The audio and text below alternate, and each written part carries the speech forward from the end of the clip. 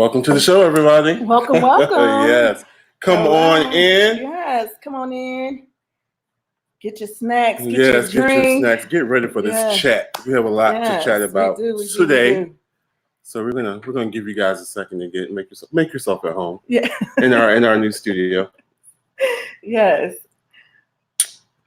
You see, we have on our branded red today. So we have our red, we have our black, and we have our chat t-shirts. Yes. I think they look cute. This is very fitting. Very nice. Very nice. Yeah, red is my favorite color. Oh, really? So, yeah. What's your favorite color? Orange. What? Any particular shade? More brighter, like just more like a fall kind of. Yeah. Like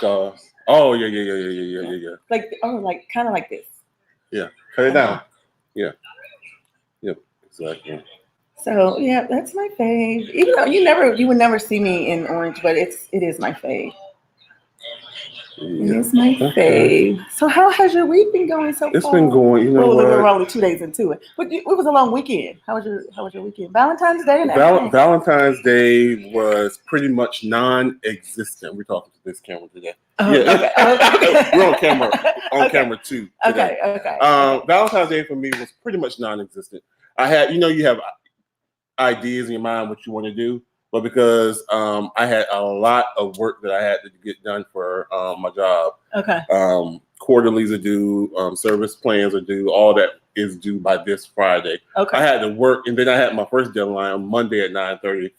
I had to work pretty much all through the weekend. I took breaks every now and then so that the mister would not feel neglected. Right. But I got some unusual gifts. Okay. We'll talk about those off air. Okay. But I got some very unusual. How was yours? A blast. Did you go to your favorite spot? I did. Which is the melting pot. The melting pot. Yes, the melting pot. I've never been there. I go to the Butcher Son near there, but I've never been there. What is it? It's fondue. Okay, so when I think of fondue, I think of a bowl with like cheese in it. Okay, so melted cheese. So your first course is like it starts off with cheese, and you pick your cheese. And I usually get it's a Wisconsin beer batter, whatever cheese. And so then after the cheese fondue, and so everything happens at your table. Right. Oh, okay. So yes, so the pot, everything happens there. So after your cheese, it's then your salad, and then after your salad comes then your entree. Right. And then after the entree is the dessert. But people seem to think that because you're cooking your own food, the cheese part your waiter will do, or waitress will do, and then they'll bring you your salad. But then your entree part, they'll start the whatever base you want it in, which we usually do vegetable broth, and then you just put your meats in, and then they put the vegetables. The vegetables are unlimited, and then. So is it similar to? Have you been to the Japanese places? Is it similar to how they do prepare everything at the table with? No, because it's just you and it's not like 10 people at the table, and it's not that type of situation. But it is happening at your table. It to me is just such the experience and the just the ambiance is what I go for, because I just love that fondue-ish feeling, and then just sitting there, and so that I just love it. And I just think that if you were really trying to impress somebody, that would be the place to go. Really? Yes. Okay. Because they have packages and everything, so you get an anniversary package. It comes with a picture and balloons and. Did you guys get that? No, because it was Valentine's Day, so he had bought me. He took my gifts. Talk about that off air too. Okay. Well, no, because I like my gifts, so I can talk about it on air. Okay. So he got me this cute little. Well, it's not even little. A cute guest purse. It's so precious. I love it. And, you picked it out? Yeah. Well, I circled all these things that I wanted, and so. Okay. So, because that's how he operates. He looks circle what you like. So then it was this guest purse, this wallet, and then a link bracelet, and then some heart earrings. So you know what? Oh, and I have your other earrings that you love. Yes, your favorite earrings. So, but and then I bought him a bunch of gift cards to all his favorites. So okay, so let me. So aside from Valentine's Day, yes, that you asked about this week. This week has been very busy because I'm still preparing for the quarterlies. But I've just had this extremely close to God experience ever since last week. I don't know if I remember telling you that I had a lot going on. Yes. Yeah, and all last week, I mean, I was like stressed out. And then midweek, I had posted something on my Facebook page where it was a meme that said, "God, I know that was you." It was just like he stepped in, and it was just evident that it was him all over my situation. Don't you love that? I love that, and yes. it's just as things are going on. Like I put my car in the shop, and I was preparing my mind to have to get another vehicle because I was smelling something burning. Asking people, it was like, "Oh, that's your gasket. It's your gasket." And my car is older, so I was like, "Oh, I'm not putting no more money in the car." So I was telling Justine, I'm just going to have to get my mind together that I'm going to have to get another car. Took my car to one of us, and the guy was like, "I haven't had a chance to get to your car, but I think I know what's leaking." So leaking, I'm like, "Oh God, this is going to cost me a lot of money." Okay. Took it to another place, not us. And within a few minutes, he called me. He said, "I found out what's making your car smell. What's that burning smell?" He said, "Yeah, it seems like you drove over a plastic bag or something, and it melted over something under the car." So it was because we were like, it wasn't an oil smell. He said, "It smells like plastic." So I was like, I had gotten a phone call from the other guy saying, "Yeah, I'm gonna have to replace you. Some hose, some. Exactly." So, but I gave it to the guy. I was like, "Thank you, God. That was a simple fix." So, I had budgeted a lot of money to get it fixed right now. Right.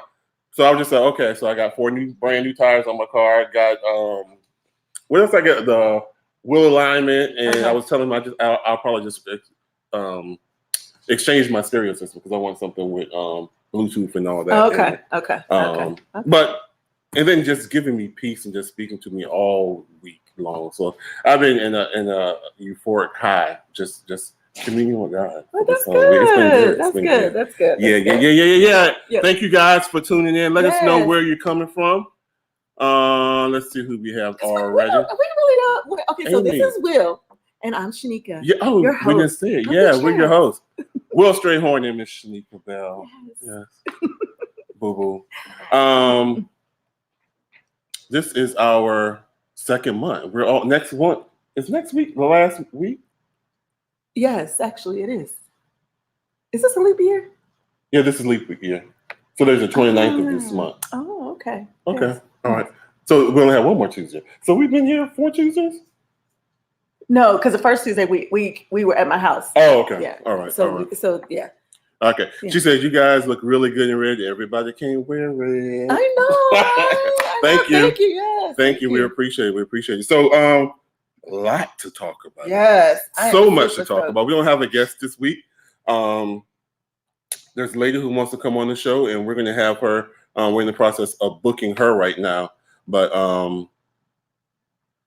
in the meantime, we have a whole bunch. Yes. That is going on. And then we also have a letter that I was looking over, and I'm like, I can relate to her pain, but I don't know. I know people always say I'm the mean person or the I don't normally go with what normally people would say. I go against the popular belief. I always feel I felt like Gail. I didn't feel like Gail was all the way wrong. I felt like the timing was bad, but it was like she shouldn't ask that question. Blah blah blah blah. Well, what? I mean, okay. So even with that situation, I still feel like yes, maybe the timing was wrong, but I think that people aren't going to ignore the fact, unfortunately, that when something happens to people, Michael Jackson. I mean, we know all these people who have died, and then all these stories that come up about them after they've passed away. Mm-hmm. So, I mean, it's very unfortunate that happens, but Kobe Bryant just isn't going to be the exception to that rule. Right. I mean, I just feel like it just is. He just wasn't going to be an exception. But yes, maybe it was too soon. But I think that people were still going. People prior to Gail had already been talking about Kobe. But I think that people were more so upset with her because they were looking at her like, okay, you black, like everybody, like you should be the one that should be trying to hold it together and not take it there, or at least wait until some time and until he had been buried, until after the ceremony. Right. So we're gonna start with one of your topics. I always start. Okay. But all right. You really sent it with some really good yes. Okay. So are you all ready? Thank you all for joining. Everyone, thank you. Please make sure you share. And we are over 500 followers. So thank you all so much for that. Thank you. Yes. So please make sure you share. Please get your snacks, your drinks, because this is getting ready to be good. And you definitely want to make sure that you weigh in, because we really want to hear what you have to say, because we are definitely talking about a lot of good topics today. And I'm super psyched. So first on the agenda is our friend Jussie Smollett is back in the news. And the judge that was assigned to the case has now decided that Kim, I believe that was her name, Kim Fox, who was the attorney that was initially assigned to his case, and she felt like there was not enough evidence to convict him, so she dropped it. Well, the judge felt like she was negligent in a sense, and that she didn't do enough to bring charges up against him. No, that happened really quickly to me. That was the black lady, right? Yes. Okay. Yes. And for those of you all who do not know who Kim Fox is, if you watch the R. Kelly docuseries, she was actually on there as the attorney. She lost a lot of weight. Yes. Right. So she was up there, but also Kim Fox is up for re-election. So a lot of that has been a lot of that has been in the news, and it's like they were saying it's funny that now it's coming back up that she's up for re-election as I guess maybe an attorney or whatnot. And is she like district attorney or something? That's what I was wondering, because I was like, well, what is she up for? But I think that was it. But that's not really even. I mean, it is sad that he's back in the news. But if any of you all watched The Real, last Wednesday, Amanda Seales and Jeannie Mai had gotten to this heated argument in reference to him. Okay. And so I will just kind of like give you. Yeah. I will read this to you all, and I really want to talk about it. Okay. Right. So on Wednesday's live episode of The Real, host Jeannie Mai and Amanda Seales, Adrienne Holton, Lonnie Love, and Tamara Mowry Housley reacted to the shocking story. For Smollett's legal case reminds her of her queer friends in San Francisco who were killed just for being themselves. For me, I'm very passionate. This is what she said. For me, I'm very passionate about this because to this day, there are people in the LGBTQ community risking their lives and getting hurt, harmed, or killed on the daily for just living their life. Jeannie exclaimed, and I've actually lost friends to these attacks in San Francisco. So I just want to say, if he really did do this to manifest it for attention, then it is a heinous thing to do, and he must pay the price.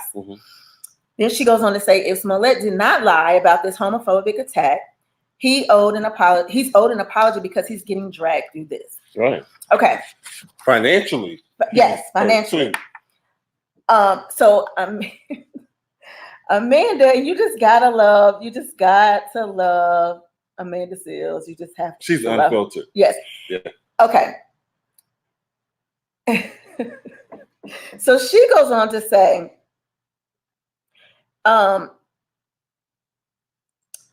okay, when Love mentioned why prosecutors are not filing charges against the two brothers, Seales exclaimed, why aren't they bringing charges against all the white people that call the cops for BS every single day?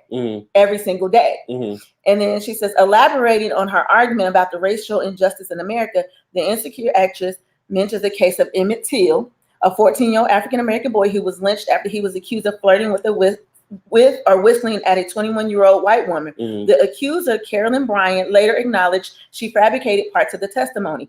Even if it was a hoax, this is really happening all the time. And even if it was a hoax for the sake of bringing attention to this, then I'm like, that's low-key noble. That's what pissed people off when she said that, because she was like, it's low-key noble. Yes. She says, I'm at wit's end about us centering situations like this and wanting to make people have to pay. And it's like Emmett Till's accuser was, and I think she's still alive, and this young man died, and she announced that she was lying about it. Right. They should have put the shackles on her that day, and she's walking around. Right. So she continues to go on. Amanda continues to say, no one was hurt in the situation. You know what they're mad about, their time, their resources, taxpayers' resources, all this kind of stuff. Right. Where do they see? Okay, go ahead. Okay, and then so basically that's what she was saying. That Jeannie Mai's angle was because he's a part of the LGBT community. And Amanda Seals' point, her angle is because he's Black. Like people, and basically Amanda is like, he needs to just get a slap on the wrist because it's senseless. Because white people call the cops on Black people every day, and they're losing their lives over senseless stuff, and nobody is prosecuting the white people who are calling the cops barbecue. What they call her, Barbecue Betty, and the lady who called the white lady who called on the little baby who was selling the water. The lady who called on the young lady who was on campus sleeping in a common area or whatever. So she's saying that no, like it's unnecessary that he be charged with anything. And then the thing about it is he's being charged with 6 counts of disorderly conduct. Excessive. I think that's excessive. I totally agree that I don't want to bring gay necessarily into this situation. If Jussie is lying about it, I think it's really bad because those attacks are happening. Yes, those absolutely. attacks. Me and a friend in Norfolk were walking, which I call him my brother. And I got away. He got attacked. Actually, I had to go get the police, basically. Oh, but wow. I was almost in an attack like that. So that happens. That's a very scary thing. So if he lied about that, I don't know why he would need the attention. I mean, everybody, I guess, could get more money, but he was already on the show. People knew who he was. Right. But if that is the situation, then I think that's wrong. But do you think it was heinous? Like, because when she used the word heinous, I'm like, okay, he made up a story. I mean, now the story. These are the different factors that he brought into the story. That he was attacked. It was gay. They were yelling names, but then he was saying they were Trump supporters because they had the MAGA hats on. Right. So adding those different elements, if it's a lie, okay. Now, so are you trying to, is this trying to help the election? That you're saying that Trump is because he's was spreading the hate and all this kind of stuff. Right. If he's found that he made the whole story, then I think that's bad. I think that's the part that goes to making it heinous because it was such a creation. And then, like you said, the whole country was crying out for him. Right. A lot of resources in Chicago going out to it, and then But to all these counts, because she's right. What do you call it, Barbecue Betty, and all those people. Who it goes on every time, all the time, and they just get a slap on the wrist. Right. All these things, I guess they're trying to make an example out of him. But it was last year, and then. And I think what it is, if it had gone through whatever the process was, and he was just found not guilty, I think they would have let that go. But the fact that all so abruptly, because as soon as she took over the case, it was like all charges dismissed. Yeah. So I was thinking, he must have settled something behind because they didn't disclose it immediately. They were just like, and then they sealed the case or something. Well, see, and I think that he was supposed to pay some money, and I don't think he did. And I think that's he didn't pay any money. So that's why. I think that's pretty much. I thought they were just trying to get him. They're really out to get him. No, because I think it would be more than. I think it would be more count. I mean, 6 counts of disorderly conduct. But are they felony counts? Are they misdemeanor? Well, he would get 3 years. So would that be? Because I don't know. Okay. But I just still think that is just. I think that there's more to it. And anyway, but the point. Back to the real. The point. Lonnie Love was saying that she doesn't think that this is about him at all. Mm-hmm. She thinks that it's just about the city money and then the re-election and all this kind of stuff. She's like, she really does not even think that it has anything to do with him. And I to me, in a sense, I don't either. And then what are your thoughts? What do you think? Well, I think that I think that in a sense that they're one way or the other, whether he's Black or whether he's gay, they're going to try to make an example out of him. Mm-hmm. And not because he's gay, but because there are people in the gay community. That man's gay, obviously. Who's that? The one with the short hair, and she's really the one that's upset. Who wants to know what happened? Because she's the one who came and was like she couldn't. Even the sergeant, he was upset too, right? Yeah. So I think but then he get fired. Something happened. He did something. I want to say he did something. correct me if I'm wrong, people, but I want to say the sergeant, the black guy, did something. He got. He was pissed. Like when it all happened, like intoxication or something. Something happened to him afterwards. Some charges, individual charges. Oh, and he got. Well, yeah. I mean, you know, I don't think that he should have to walk away scot free. But I think that he's already been punished because he doesn't have any income coming in. He's not working anywhere. It's gonna follow him. Right. Yeah. Right. Yeah. And so I think that in a sense he's already been punished enough. So to make him do 3 years, you know, on 6 counts of disorderly conduct is like I think that him having no money and having to rely on his family or whoever may have pity on him has been enough. Do you think you need to know whether or not that he lied? Yeah. I think that pretty much in the heart of hearts of people, they know that it was a lie. Does he really need to come out and say that it was a lie? I don't. It wouldn't make me feel any kind of. I mean, because it wouldn't make me feel any kind of way whether he did or whether he didn't. Because I just think that at that point of last year, when it all capped down and you know things started to come out, we pretty much made the assumption that it wasn't fabricated. Yeah. So it wouldn't matter to me one way or the other if he said it was a lie or if it was or if it wasn't a lie. Yeah. Okay. But what did Amy say? The whole situation in police department is corrupt. They just trying to make me. That's what I said. Yeah. Absolutely. Any other comments about that? I think the same thing. I hadn't even given any other thought whether it was a lie or not. I just knew that they were really pursuing it.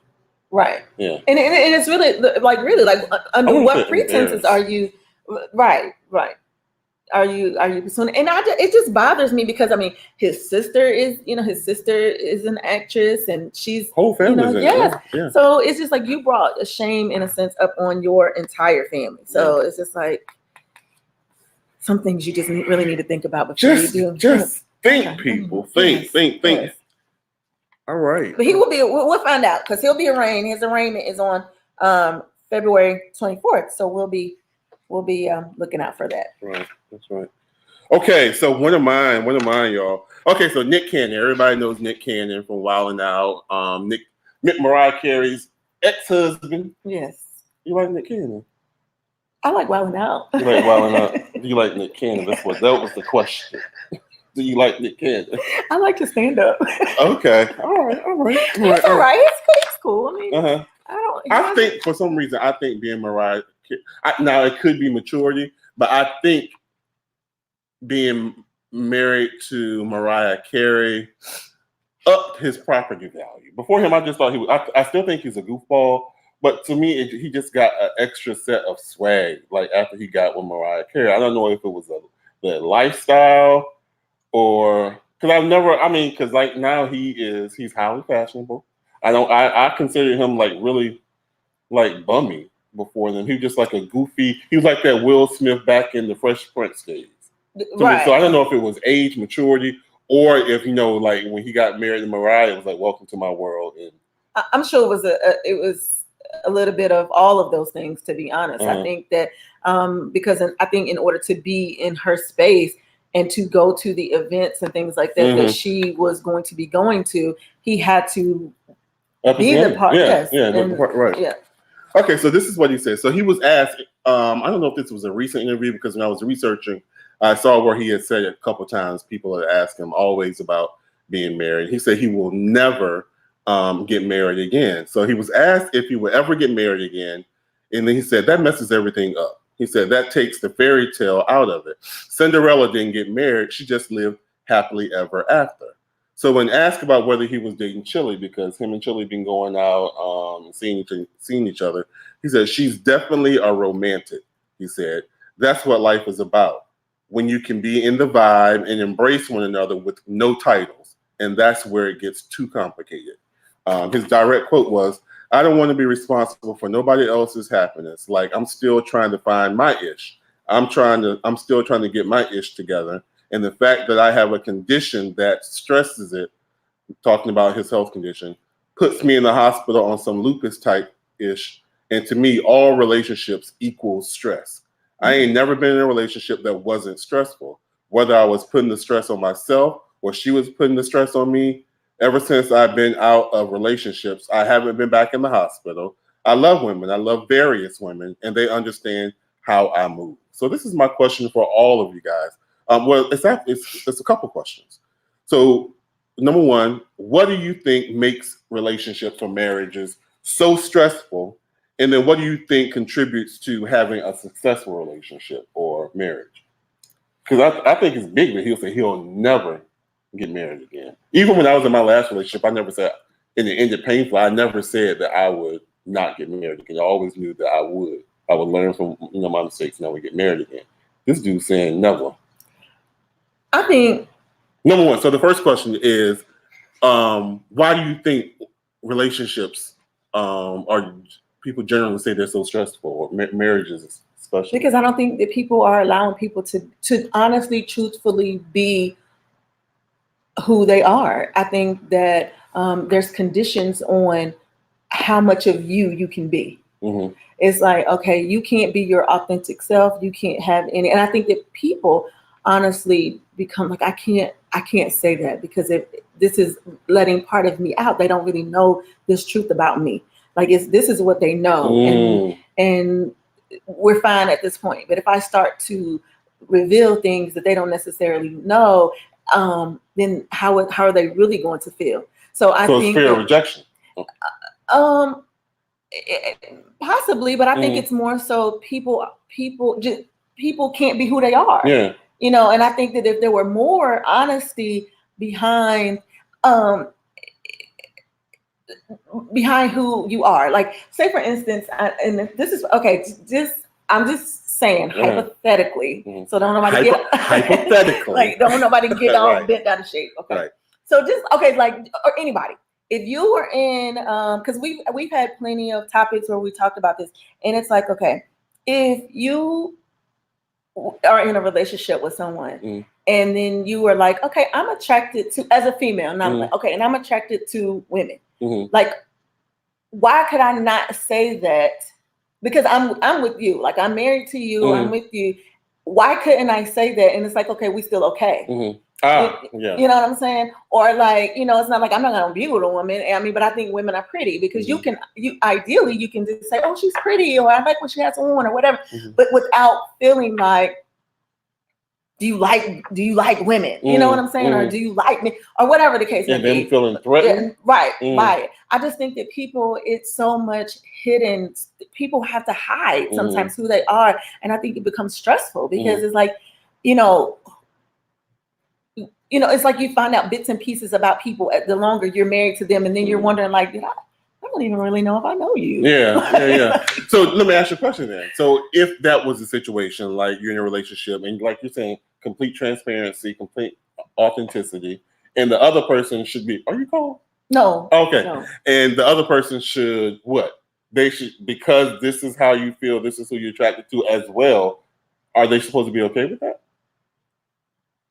Is that what you're saying? So you being authentic and you should approve of, or you should accept it in that situation. Well, I just don't think, I just feel like if I'm being honest with you, I mean, I don't want you to feel no kind of way because I feel like I'm trusting that we're in this relationship together and I'm trusting you with how I feel about a certain thing or how I am about a certain thing. Like, why can I say, like, I'm mad at my family and I don't want to talk to them, but I can't say, like, really the things that really may be in my heart that I want to say. Well, I think those are two different things. I'm upset with my family, and then I kind of forgot to tell you before we got married. But it's not even really I forgot to tell you, and I don't think it's really that. I said, okay, maybe I shouldn't have used that one. No, it's a good example. It's a good example because I sent you the thing about Rosario Dawson. Yes, who's dating Cory Booker. She came out now. She's bisexual.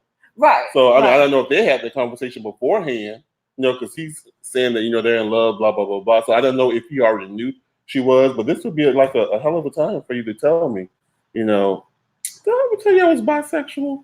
But I think that actually acting on bisexual, because this is my thing. When people say, okay, so for instance, because we're not gonna talk about it, but we could just add this in here. So just like with okay, and I'll just say generally, just like when people say I'm gay, and my thing is, have you ever been in a gay relationship? Have you ever done anything that would qualify you? I don't know if that's a good word, as being gay. Do you understand what I'm saying? And it's I think gay is so cliche now. It's so fashionable. Because I'm just like, because my thing is, if you've never acted up on something, like why is that what you're saying you are? Like, do you know what I'm saying? So I don't. That's why I don't like labels with people, because it's like, okay, I can say that I think that this person is good looking, or I can say that a man is good looking, but it doesn't mean that I'm a cheater because I'm saying that. You know what I'm saying? So I just think that people in relationships just are not. For me, I just feel like that's what I think, that people are not able to be themselves. Right.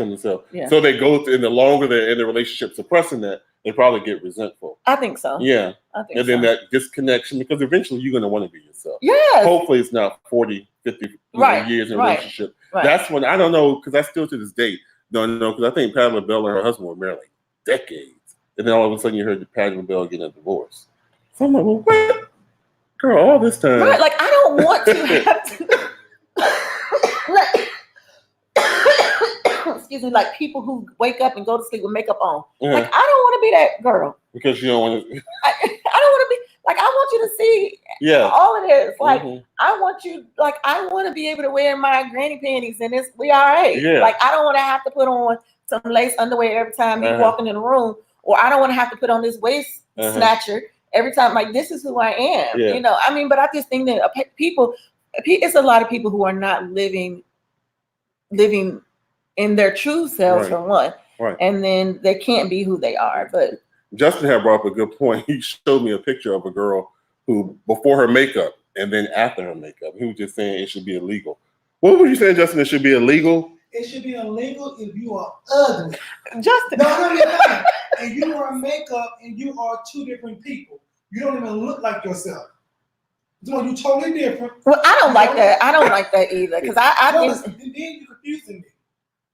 Well, first of all, if you look one way, first, I mean, like really a totally different way, and then when you put on makeup, like you need a whole nother identification. Yes. Like somebody need to give you a whole ID because you done turn into somebody. Like, I'm upset. And then when you take that off, and then and then what if you never see that? Like you were saying, right. Like you go to bed, I got on makeup. You wake up, I got on makeup. Like how are you living your authentic self? Like that's just too much. What do y'all think? Y'all are awfully quiet today. You okay?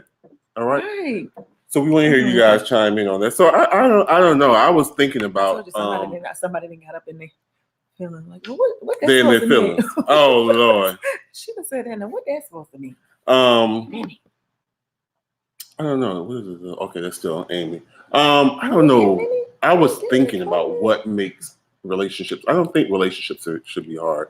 No, I don't either. I think I know anything worth having, is worth fighting for, and there's going to be a challenge. It's not going to come to you extremely easy. But I think if you're always coming up against an obstacle, you always feel like you're pushing to make something work, something's wrong. So I don't know.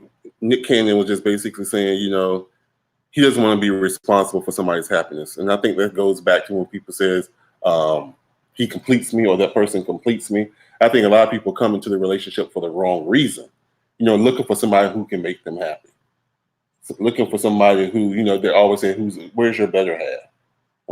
I think two people should come into a relationship whole so that you can just be, like you were saying, 100% yourself. But I think that's also depending, I think, your age, because honestly, I can honestly tell you that I got married at 21, and what I would be looking for now, I'm being married in my 40s, right? Than what I needed. But I thank God, because God looked past what I wanted and gave me what I needed. And then now in my 40s, I see that this man is who I needed in my life, because I mean, we've gone through, we've gone through things, and I think, I mean, in my mind, like I'm like the only person who can tolerate him, and in my mind, and I'm sure he probably think the same. Right. Yeah. Like I think that he's probably the only person who can tolerate me, you know, and not that either of us are bad people, but I just think that he knows how to handle me, and I know how to handle him. So, but when I was 21, I wasn't. Yes. But when I was, you know, at 21, that's not the reason why I got married. Like now, I think, you know, I think it's, and I think that people need to understand too, but we, you know, but I'll save that for the other part because that's what I wanted to say about that. But the other part, okay. Yes, all right. Let's go ahead. What's your other part? I agree with you both. No, yes. Well, thank you for joining us. AJ, thank you for being a loyal supporter. Yes. Can we get any of our other viewers to chime in? Like, who's all up here? I'm not even sure who's all up here. Let's see. All right, chime in, you all. I'm not sure. But so what was the next one then? I don't understand why the time is fleeting. But we'll definitely gotta get to that one. Yes. Okay. So is it me now? Yeah, sure. Is it me now? Okay. Sure, boo. All right. So we have a story, and do we have a story that's coming out of Houston? Okay. And when I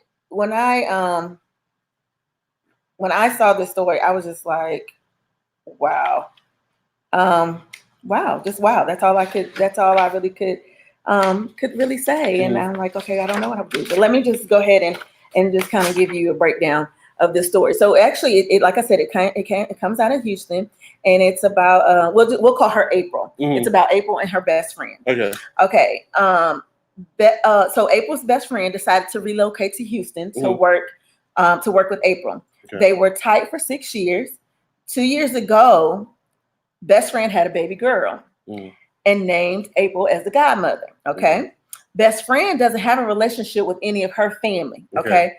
That November, best friend dies of a heart attack. Oh my. Okay. April decided to adopt the little baby, her godchild. She tells her husband, who is totally against the adoption.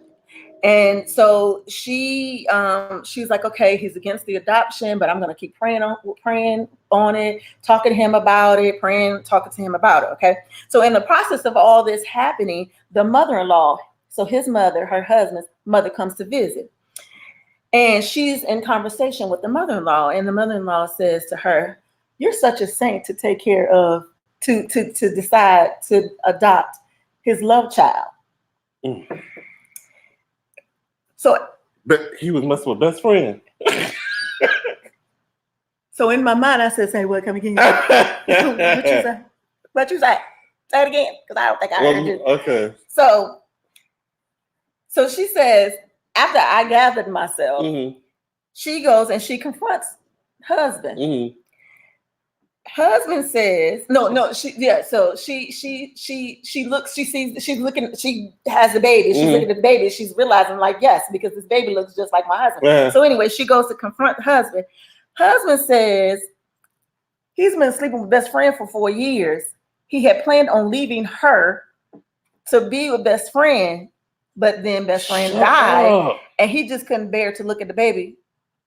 That's why he didn't want the. Yes. So my question is, girl, Young and the Restless. Go ahead. My question is, would you continue on with the adoption without him? Yeah. What do you mean without him?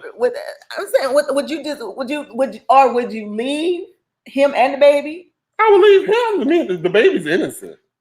And basically, what do you? Yeah, I would take the baby. I would adopt the baby. I would continue to own. Take the baby, divorce him, get everything he got. Right. Yeah, because I already got the DNA here. Right.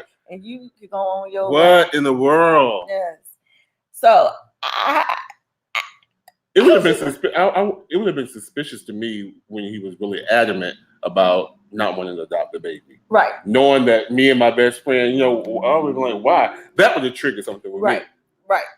And then it's like she died, and and then I was wondering to myself, well, did her family know that she was having an affair with him, and that's why they weren't really talking to her? Because that was.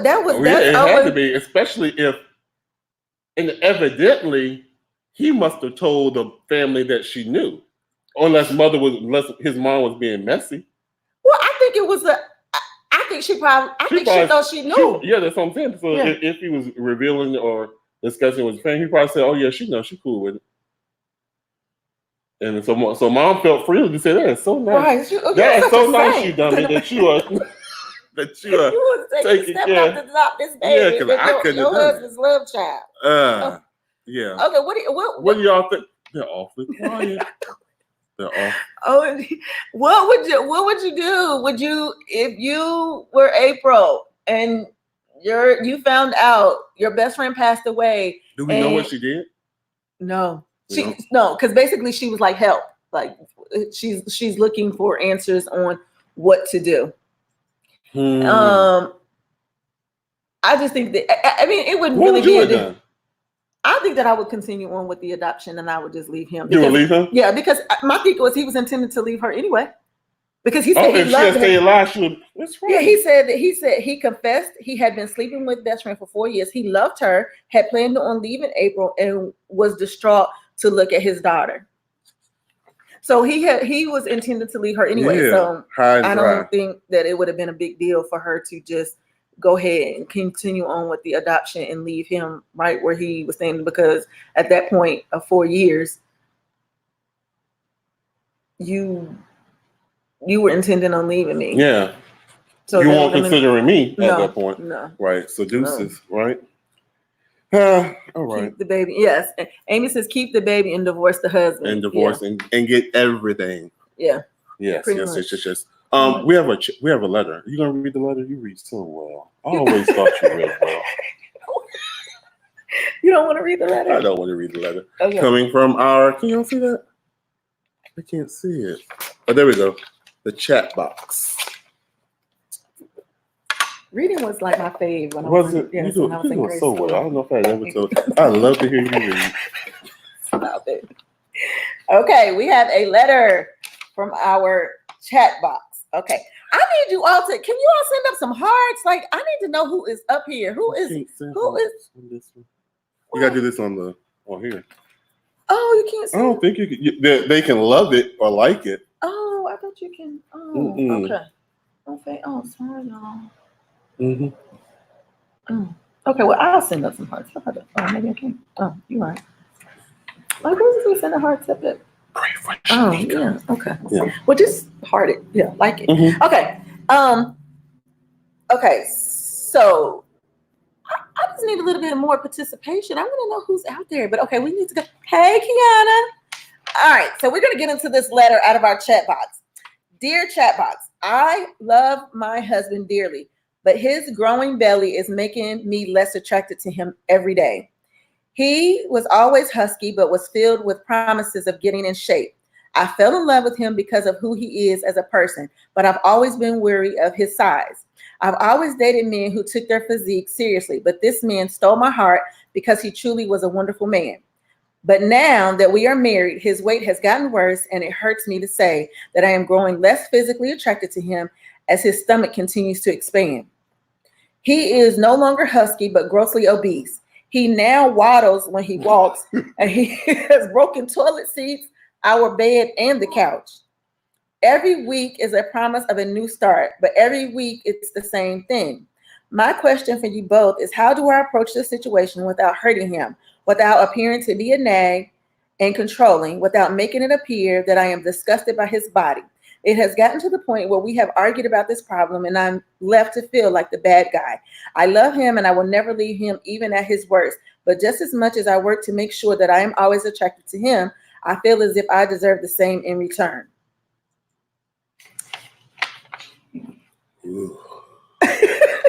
So, the first thing that came to my mind was, if you don't plan on leaving him. I thought of a lyric. I thought of Destiny's Child. What is that song?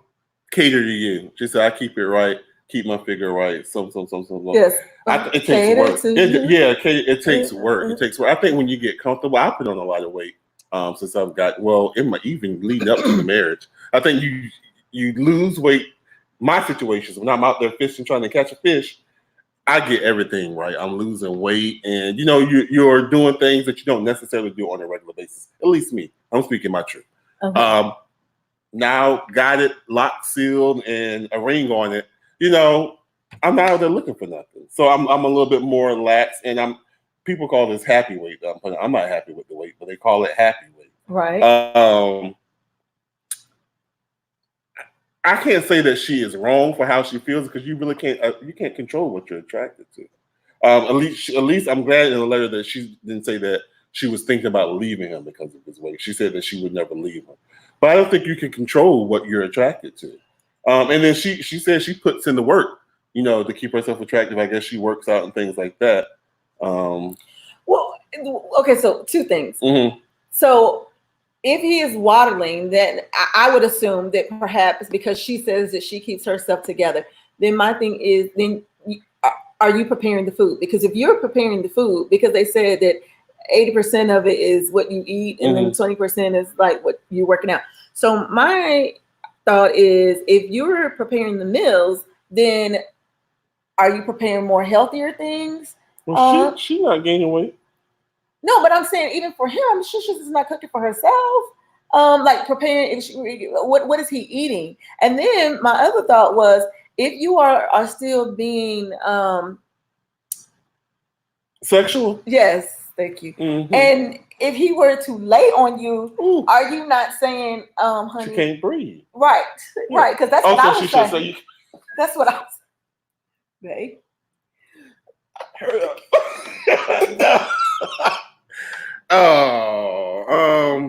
So I'm thinking that it's not the way that it used to be. So therefore, I think that it's some things that we should be working on, because I enjoy being intimate with you. So that would be the conversation.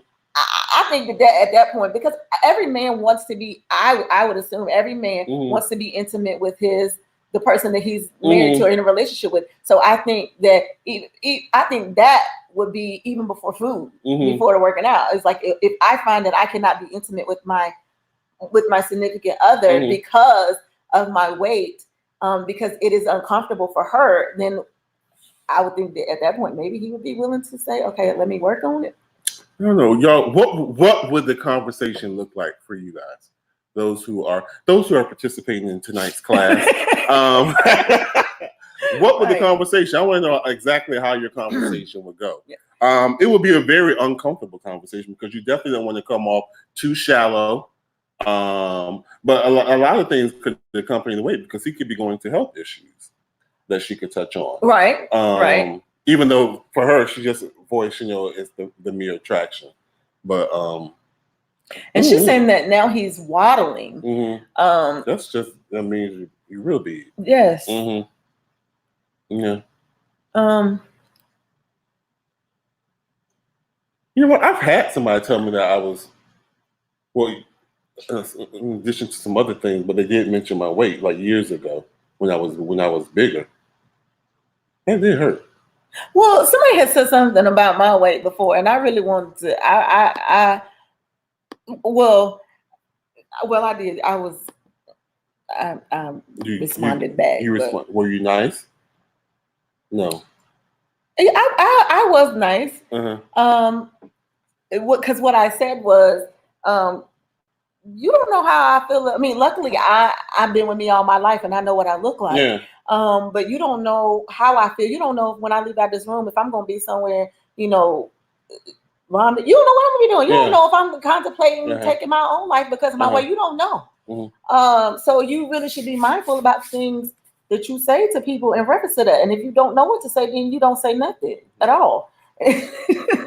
Well, I just didn't know if you know, because it was like some T-shirts involved, and someone thought it was me and was passing back a small shirt, and she was like, "You can't wear no small." This is like some months back, and then she was like, "You can't wear no small." And then somebody else before I could say something was like, "Why did you say that?" So but I just sometimes people and people. But this was not about that. Yeah. This was not about yeah. that. But It is a very sensitive subject. I think that when you're talking about weight, it is a very sensitive matter, and you do have to handle it very delicately. As Kiana had mentioned, that you have to be sensitive about their feelings. But I really don't think people. My personal experience is because even when every time that I've tried to lose weight, I've never been able to accomplish it. Whenever I've lost weight, it's been because I was on a medication that made me lose weight, or I got sick and I lost weight. And I tried to keep it off. I'm on prednisone because of my transplant, which is a steroid every day I take because it's already difficult. I grab weight and I hold on to it. Mm-hmm. So I'm always going, as long as I have my transplant forever, I'm going to struggle with my weight. And I know I'm bigger than I am because my husband's wearing my clothes now. Hold on. Should I have asked for permission before? Before you said it.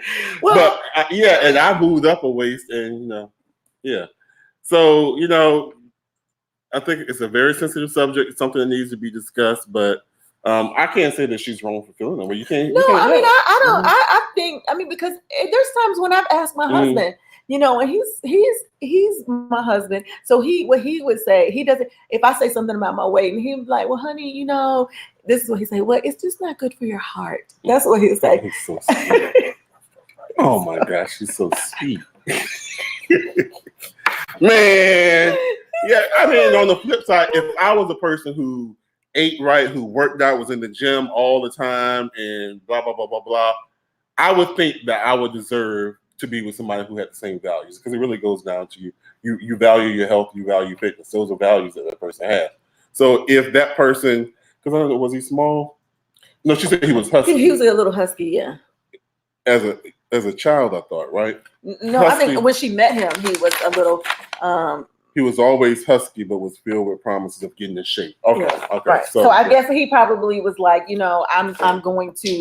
I'm going to be working out. I'm going to, and then it never progressed into that. So, I mean, you can't be mad with somebody who has those values to work out, to want somebody who has those same values. You can't be upset with that.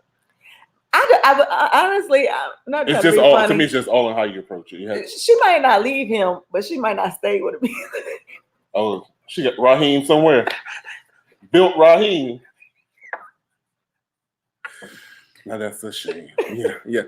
Bae, I love you so much, and I want you to be around with me forever. Well, I like that. Oh yeah, that's nice. That's a nice way to put it. Yeah, I'm gonna be around. Right. Can you hear me that? Right. Hey, man, what we eating tonight? So that's what I would say. Also, I'm good. Well, it's not good for your heart, nor your or your back. Your waist, everything hurt. Knees, yeah. My ankles hurt going upstairs. Well, yeah, my knee is like really bad. But I mean, I'm realizing now. I mean, I like food, and I had to come to the grips that because I like food, working out does well for me because I just like food, and I know that because I don't want to put limitations on some of the things that I really like. I just know that I have to work out. I have to. It's and then when I choose not to work out, then I expect to put on the weight because I like food. I'm just. I mean, sometimes I could go hard with salads, and I'm gonna eat that rabbit food. I can't eat that. And I like vegetables. I can't do I like vegetables, and I think that it's all about seasonings and things like that. Yeah. But there's sometimes when I just want French fries. She said, and after a few times, if that nice stuff and they aren't getting the pick, you may have to be a little You can be it. Yeah. Sometimes you got to say if that's your love you. I mean, as a woman, I wouldn't want my man to be like, you big. Well, she can be being hypocritical. You just said you should be in a relationship where you're totally wrong. I know, but I don't want him to say I'm big. Not to I don't you. want you to say I'm big. You want to be vulnerable and say what you want. No, I just don't want big is just not a nice way of saying. Large? No. Plush? I don't know. Wait, I don't think of some. So he thought, let me know. So Walter, Walter don't have no problem. Walter's so sweet. He just says more you to love, baby. Yeah. Okay. Who turn was it? What you say? You're nicely. I like food too, Shanika, but I don't like to work out. A whole issue in my life. Yeah, see, that's what I don't like to work out, but I don't have a problem with surgery either. You know what? I thought about that too. I thought about surgery, but then I was just like, but there's no reason. It wouldn't be any reason for me to get the surgery because I like food. If they put your stomach, but you know what helps me, and I hate to say this, like we had went and I always do this. Like this is what gets me. Like every time, and I know this is bad, and I don't want nobody to be offended. But like when I see people who like had like, because I had like a little bit of a pudge, and from when I was pregnant with Asia, and then my grandma used to always say, "Honey, you need to put on a girdle." Like after I had Asia, she said, "You need to put on a girdle and tighten all that up." And I didn't do it, but I should put the girdle on. But like when I see people who have like this pudge down here and it's hanging down, if you put that person in front of me. What? If you put that person in front of me, and I'm gonna be like, okay, then, okay, so then the whole next week you in the gym. I know that's wrong. It's got to be all types of wrong, Shanika. Yeah. You talking the kind that's in the panties? Yes, but that scares me. I never understood that. That scares me. Sometimes I'm in the shop and I'm like, well, what is it? It's scary. It's scared to me. It scares me. It scares me because I'm like, I don't want to be that person. Mm-hmm. I just don't like. I don't want to be the person. I mean, I know that sounds bad, and I'm not trying to be insensitive, but that's what that's what scares me. That scares me. Well, it's and bad I'm just like insensitive, but I'm sorry. See, now I feel bad. No. But that's what I just don't want to. I just don't like. That scares me when I see, because we saw this lady at the hotel, and I was just like. She had a hard time getting up. She was at the front desk and she was having a very hard time getting out the chair. Can you imagine how she feels though? Right. And then my husband, I said, but her waist is small. Like her waist was small, but it was like in her behind and then like her front. And I was just like, I don't want to. And it scares me. Even when I look down, and I see my little pudge, I'm just like, Lord, I just don't. I mean, I'm close to 50, but like when I hit about 70, like I don't want to be that grandmama. Like I don't want to be that. I just don't. God, I don't want to talk about you. I know. Yeah. So my husband would have to say, babe. Tell you what. I don't even necessarily know that. No, I don't even necessarily know that I would probably be offended because I think that I'm real enough with who I am that if he say, if he were to say that, like my feelings would be hurt for a minute, but I feel like you have to know what you look like in order to you just have to receive it like it is. You know what I'm saying? And I think you just have to just be honest. Just favorite words, it is what it is. Yeah, you just have to. He don't mind telling me I'm fat or that I have a but he don't say it like that. No, he says it worse than that. He uses a whole bunch of words. He does not mind telling me that I'm old. He's been saying that. No. Yes. No. Yes. I'm gonna take him next time and I'm gonna play it on this show. It's gonna be live. It's gonna be breaking news. You tell me I'm fat. Yeah. Okay, and I do. I do. Then I need to go this way. I tell him that. I do. Mm-hmm. What else do I tell you? Come on down so we can show. I know you were thinking the letter was about you, but it wasn't about you. I know it about me, but you can't talk about my weight. Now, what did you weigh when we got together? I was 115 soaking wet. 115. And I told him then, I was like, you got a dump. I was telling you are too skinny. You got he is now, and we've only been together, 2 years, 2.5 years. You're now, 180? Close to 200 pounds. He's close to 200 pounds. They can't pick none of my clothes. Oh, you got. He's wearing my clothes. He's wearing my clothes. You got a dump now. Well, he like that. He like that. But anyway, yeah. Okay, so and I'm still here. I ain't going nowhere. Okay, so we have some comments. Okay. Where are the comments? So Jan said, "OMG," she's like, "Y'all were funny, real wrong." Kiana says the issue is that he is becoming unattracted to her, so she has to find a way to get that point across, because that will just bring on more issues. I'm sorry, because y'all don't have that song. Amy, she said, Shanika, you won't trust and believe you won't. You won't what? Have that bottom stomach. thingy. Jan said, left my butt off. Kiana. Will is crazy. I love you too. Oh, that's yeah. It's that good love. Yeah, I just, you know what? It's there. Now we go to the gym. We hate working out. Like we sit there. This is me and Justin. We'll go to the gym. We'll do the elliptical. What else we do? The treadmill, and then we got to stop and get a snack on the way home.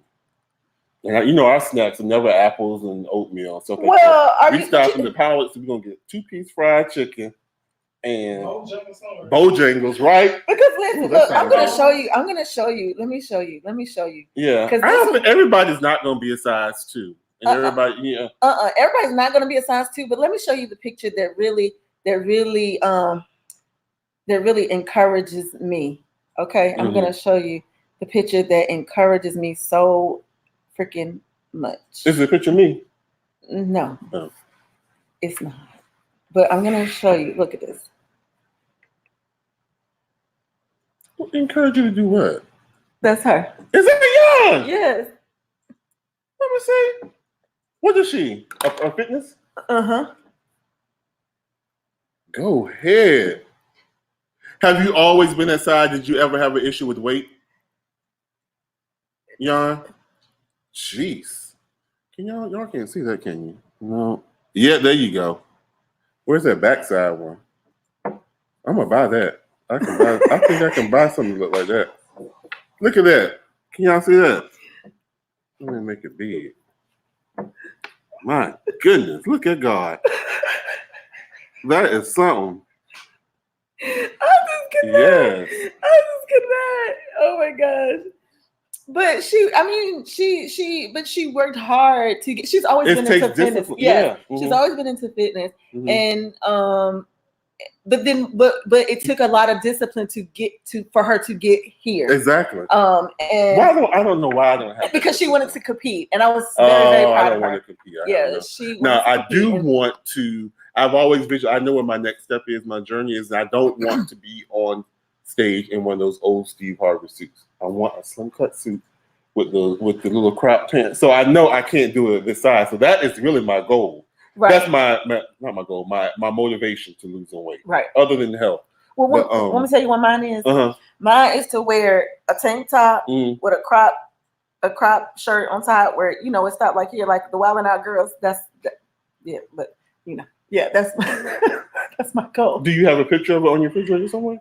You need to put a picture of that. I do not, and it's like I want to I see like some outfits. I was just like, oh my gosh, that is so like just a nice. Kiana, yes. When I was doing Zumba, when I was in school and I had to do Zumba, that's when I lost weight too. I didn't lose enough because the semester was only 16 weeks, but I did lose weight because I love to dance. Going to the gym on that treadmill, walking and not going nowhere, looking at all those people that are built makes me want to go eat.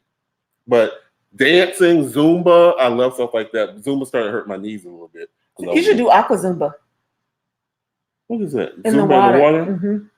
Ooh, that sounds fun. It is fun. So she's right. Like she said, you have to find things that are fun. I've been doing a lot of classes like pound. What is pound? And Zumba. So it is working out, but it doesn't feel. It does not feel, and that is what gets me because I'm not. It's just boring to me. Yeah. And unless I paid trainers, and then I paid trainers and then made excuses to tell them why I can't come. But I'm gonna still pay you. But my mom was in the hospital. Yeah. The next day, my mom at the mall. Yeah. So. Got to be fun. I got to find, and then we have to get disciplined. And I need an accountability partner. I'm not good with myself. Like if me and somebody else could get really serious, I think we could push and motivate each other to go to the gym and lose the weight. Yeah, that's what Amy just said. I love working out, but not fun exercising by yourself. Yeah. And then Jan. Yeah, she says I was not always small like people think. I was overweight and started having trouble breathing. I knew I had to make a change. That's where it started. Yep. I started with breathing when I was asleep, so I'm on the CPAP. And it used to be that it was weight related, but then I had lost weight and I still had it. So that I don't think they're saying that sleep apnea is weight related anymore. Strictly weight related. Yeah. Well, that's the key. Accountability. Yeah, I need somebody. to say that. Oh, okay. Are we gonna do one more, or because it's 8:06? I know, but that was fun.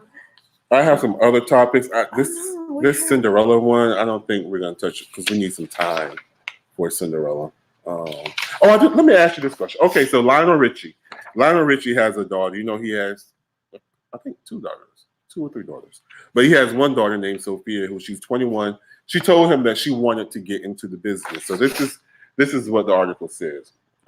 He said he didn't want to sugarcoat the harsh realities of show business to his children. So he revealed this past Wednesday tough career advice to his daughter, 21, who said that she wanted to follow in his footsteps. This is what he told her. He said, I told you I wished you lots of failure, young. We're in a business where it's how you recover, and yes, does not feel terrible. So you have to get smacked in the face. You're going to have a little bit more of a different time because you're coming from a family where they expect a little bit more. Mm-hmm. So I want to know to you, number one, what's the best advice you've ever been given, or the best advice that you have ever given? Guided from somebody, or do you think the best advice that you've given to someone? I think the best advice that I have received was... this is for everybody to chime in. Best piece of advice that you've been given or given out to somebody. Okay, so given was, if you stand for nothing, you'll fall for anything. Okay. And then I think the other one, not that no one has given it to me, but I think that I have recently just started to understand. How do you say? How is it? Don't make somebody else. Don't make someone a priority when you're just when your options. Yeah, when you're an option to them. Yeah. So and I'm realizing.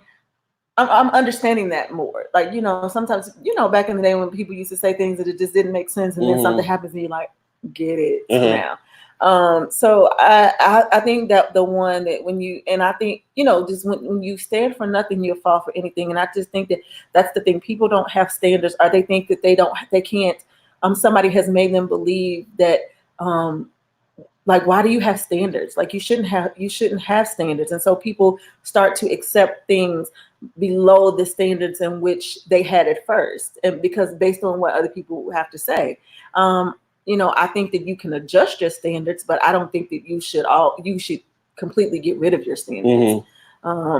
But you know, and have you done? And I think for me, I think the piece of advice that I constantly give out to my friends, usually when I'm talking to them, is, have you done all that you can do? Like, and if you've done all that you can do, then okay, then you make your decision based on that. But if you can sit back and say you haven't done all you could do, then you have some more work to do. Does anybody else have it? That was good. That was good, Shanika. You moved me. I don't know if you for real. Yeah. Okay. Yeah. Okay. Anybody else have any good advice or that they've given or that they have gotten? I was thinking about, I've gotten so many pieces of good advice that it's really hard. I think the one that always resonates in me, my grandmother, she was a teacher before she passed away for like many years. And she was known in her town for a saying, which was the funeral director had it etched on her casket, and it was a surprise to the family. So when they wheeled it out and we saw that, we was like, oh my God. But it was love many, trust few, learn to paddle your own canoe. And she was just saying, because we used to always, she would just say we've always had good hearts and we've always trusted them. She's like, yeah, you should trust people and you should love people. But when it comes down to it, you need to know how to do things and have things of your own. So she's always taught us that independence is really, really, really key. I can respect that. And I've always been the type of person who, I like to bring people along with me, and it's not always reciprocated to me. And it used to hurt me. It used to really hurt me because I feel like I was done wrong. But now I have to think about it. No, well, you created that situation. So right now, you know, I'm very giving still because it's in my spirit. But you can best believe I'm taken care of. I'll make sure that I'm taken care of. So I'm paddling my own canoe already. Candace, she said, that's true. Jan, what did Jan say?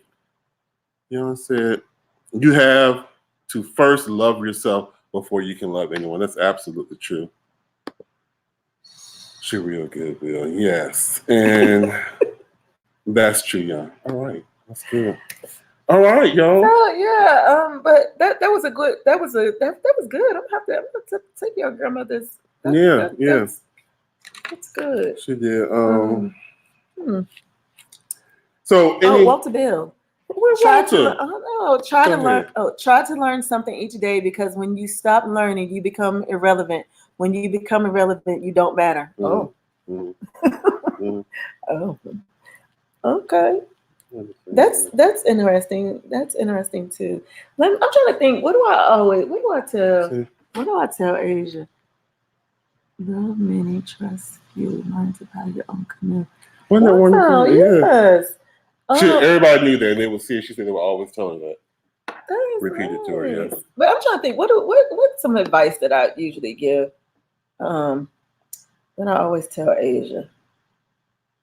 I think it's really about standards and and I like the one where not allowing somebody else to write your story. Just write your own story. Like, be in charge of your. Don't let somebody tell you who you are. Oh, okay. Don't let somebody put their story on you. That's it. Don't let somebody tell your story if you, because I think that's a matter of control. It's to me. If somebody is telling your story, it's like, no. Is there something that you're learning now? This is what I'm learning right now, and it's tough for me. Justin and I just had this conversation before you walked in. 20-year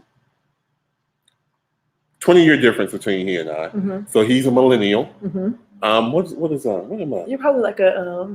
I'm not a baby boomer. I'm a generation. Is it X or something like that? Either X or Z, not Z. X, Y, Z. One of them. Yeah. In their 40s. Mm-hmm. Amazing how differently we view things and we think. Amazingly how different I view things than my parents think. How those generations react. But we were talking about pretty much authenticity. Okay. And how he started a new job, and I styled him today for work. And he was just telling me that everybody told me he was really cute.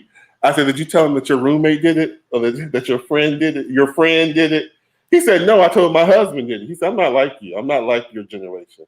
Millennials, we don't care. So I'm trying to learn. I've been watching MJ Harris. Yes. And he's just so out there and in himself. He's so full of himself. Yes. And he does not care. He shared this last video. I don't know if you saw where he was crying. Yeah. And about the guy who said that he didn't want to work with him because of that and how it hurt him. And that really touched me. I was like, this is a struggle where at 40 years old.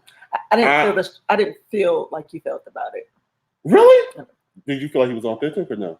No, I felt that he was being authentic about it, but I don't think that his feelings should have been hurt. Why not? Because I think that that's life. I think that if I was upset every time somebody didn't want to be around me or didn't take the time to know me because I'm light skinned or because I'm a woman or because I'm plus size or because I think that some things you come with your territory. You know what I'm saying? I can get both sides of that. To me, I thought because he's really well known now. I met him. He was on my show twice. He's been on my show twice. First when he was on the Oprah when she was traveling. Yes. And she brought him on stage and all that kind of stuff. That's the first time. That's when I had him on the show the first time. But he's just basically evolving into more of himself, being very open. Yes. And people know who he is. So I'm starting to think that of course you have those people who are going to always be homophobic and all this kind of stuff. But I don't even think that the guy was, to be honest, based on what he was. I didn't really picture him as being homophobic. What I thought to myself was that perhaps this person is trying to figure out who he is, and maybe because by doing so, he's exhibiting homophobic behavior. Perhaps so, but I think that everybody has. Okay, somebody told me before. We're talking about MJ Harris. Yeah, so if you don't know, he's on Facebook, he's on Instagram a lot. Look at his videos. His last video, he was crying because he's a coach. He was a financial guru, but now he's a coach. empowerment coach. And somebody, he's great at film, something like what me and Shanique was doing, probably on a larger scale. But he was saying that somebody that he wanted to be, I don't know if it was a guest or a co-host. I think it was a co-host, wasn't it? I think he might have. I think so. They were casting people, and the person that he wanted told the person that MJ hired to do the casting that he didn't want to be seen on screen with him, basically, because he was gay, and that he had known that he had done shows with other people, and the guests had made comment like, y'all make a cute couple, things that made him uncomfortable. So he didn't want to be associated with MJ because of that, and it hurt him. Right. He said so he was upset, and then he just got really hurt. I think you can get to a point from a personal place where, like, at this point, I'm known in this community, right? And I have never personally had anybody come to me and tell me. I'm sure there are a lot of people who don't want to work with me because of that, but who have never told me, I'm not going to work with him or I'm not associating with him because of his sexuality. Okay, so let's just put the sexuality part aside. But that's why he's crying. Well, yes, it is. But I'm going to make my point. Yeah. Okay, so but isn't there people? Because let's just assume for a second that this person is a straight person. Okay, but isn't there people that you feel like, because of the skill level that you have, the things that you are involved in, the things that you have going on, that there's a certain person that should be able to share a platform, to share a space with you, to share, if you were teaching, to share that with you. Like, you're not just gonna put anybody beside you, right? But this is what the person was. He wanted this person. Right. Yeah. I know that. But what I'm saying is, for the other person, not for MJ, but for the other person, it's like, okay, maybe he's trying to build his own image, and because he's trying to build his own image, he needs to get his image together before people start associating him with certain things. So I think that perhaps, we don't really know. We only got what the person said, but what if this person is trying to build an image? And right now it's like, okay, I just don't think that would be good for my image right now. Like, maybe on down the line, maybe so, but maybe I just need to get secure with who I am. Like, I don't necessarily look at it like I totally get MJ's feelings being hurt, and because some things, yes, if somebody is choosing not to work with you and you're really wanting them and you're really scoping them out for this position or whatever, and then they're like, no, I don't want to do it. And it happens to be they don't want to do it because you're gay. Yes, of course, that's hurtful, because you would think we're in 2020, why people still doing that, but it is, people still doing that. But I think that sometimes you have to look at the bigger picture and see, okay, well, what if this person is trying to build their image, and maybe, whatever it is that they got going on, or maybe they are just not comfortable. Well, I'm gonna have to stop you. Because that's not even the situation. I can understand if they took the care to say that, then okay, we just not a fit. But he was, to me, in my terms, he was being hateful and malicious, because he was giving an example. You must not have heard it. I did hear it. He said that the guy told him that he didn't want to be seen on screen with him because he knows that people comment little things, the guests. Yes, I heard the whole thing. Yeah. I heard the whole thing. So thing. that's not you saying it's not a good fit for my brand. That's not you saying that we're two different people on two different platforms. It was very homophobic. Coming from a homosexual, was a very homophobic remark. I mean, if you just say no, just say no. She wants to be a host. You don't want to be a host with me? No, we're not. I don't think we're a good fit. But no, I don't want to be seen on you because you're gay. Bitch, what? No. We're gonna have to disagree. We're gonna have to disagree. What are y'all? Okay, let's see. I don't know. Okay, so I just feel like it's just, I don't know. I just don't think that. Kiana said, I always tell Kiara. Oh, that's a pretty way to spell it. Her daughter. That God created us all with our own minds. On the screen. I can't read it over there. I know. You got to read it because I can't. Okay, I always tell Kiara that God created us all with our own minds. Don't let anyone tell you what to think. Form your own opinion about people, places, and things. Yeah, she said, who are y'all talking about? Bo, hey, Bo. They're talking about MJ Harris. Jan said, oh, okay. Bo said, sometimes we don't want to work with someone because you don't share their views. We don't share their views. That's wonderful. Okay, wait. yeah. Okay, so maybe it was just a little bit harsh on how he said it. Yeah. Yeah, and then a lot had to do with MJ because he has to deal with it, and I'm sure as a child he's had to deal with that, and he probably thought that he was getting to a place where he wouldn't have to deal with it. Right. Like right now, if somebody was to tell me that, it would sting. Of course. I mean, I mean, there's certain things that would sting me too, you know, but I just think that that's just the world that we live in. And I just think that his feelings were hurt and he was just like, you know, he didn't want to work with me because I'm gay. But I think that because of the platform that he has, like, I don't know. I wasn't expecting for it to hit him as hard as it did, like when he shared it. I think, you know, I just wasn't expecting for him to, you know, it been like, well, he said he didn't want to work with me. And I was still thinking like he would have just took it and kind of like turned it around. And then like, but he was like full blown. Well, I mean, he said he went in afterwards and he was like, we ain't never worked. Yeah. And then did you see the guy, he'll come out later on and then, you know. Right. And did you see when he went on camera with the other people and they were like I couldn't deal with all that. I couldn't deal with all that crying, girl. Oh, okay. Well, so at the end, he basically, so at the end, because you know he always gives you like, so the point of the moral of the story is, so at the end he went on because he had to do a briefing or whatever with some other people, and they told him, "We're glad to have you on camera. We really wanted to let you know that we met this guy who said that you changed his life." Oh yeah, I got that. Yeah, I got okay. That. Yeah, so and he was like, you know, so sometimes you just have to know that even though when things like that hurt you, there's always some good at the, you know, it's some good that kind of turns the situation around. Yeah, that's nice. So, but okay, are we gonna end it again? That was unexpected, but yes. Okay, yeah. So do any of you all have anything else to say? That was good. She is bound to make the show an hour and a half. She thinks she's trying to sneak it in. No, it wasn't. Yeah. It wasn't. But that was good. We got that was a good conversation. Thank you both for coming in because the class was kind of sleep. Well, no, we had Kiana and your mom. Yes. Thank you, Amy and Kiana, for always being there. Bo, please make sure you tune in. I would love to bring you on screen. We used to work together in Mazzani. Oh, okay. He's a hairstylist in DC. Oh, wonderful. Yeah. Yes, thanks for being on. I absolutely want to talk to you, Bo, because we were both hairstylists. He went to school, got his degree, and then left the business. And from my understanding, I think in January, Bo came back to the business because he was saying that basically, you know, it was hype. Like I was saying, I always wanted to go to an office, get me a briefcase, and I done told you about that. What I tell you? Put your name up. Yeah, right on my door. Yeah. So yeah. But thank you all for tuning in. We have 3 more comments before we go. Bo, I'm loving you guys. Oh, thank you. This is random. What is it? But y'all look good as always. I love the background. Oh, thank you. Who did the background? You did. You're not gonna give me credit? Yeah, I was.